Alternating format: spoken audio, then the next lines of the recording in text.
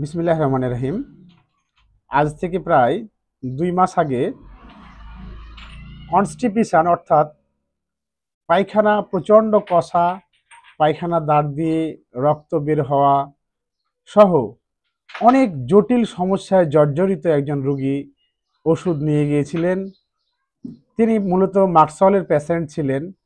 সব কিছু তার কেস চেকিং করে একক ওষুধ নির্বাচন করেছিলাম, অর্থাৎ এই মলদ্বারে রক্তপাত সহ যে বিভিন্ন সমস্যায় জর্জরিত ছিলেন।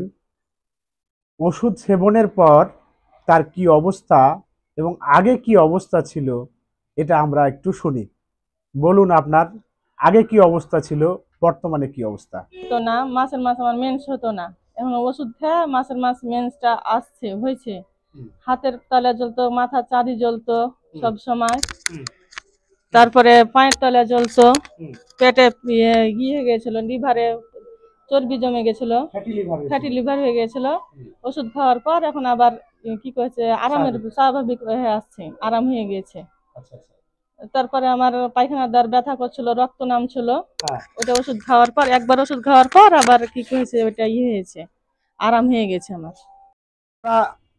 শুনলেন দর্শক, আপনারা শুনলেন যে তার কত কষ্ট, কত যন্ত্রণা। একক ওষুধ দিয়ে তিনি 70% সুস্থ।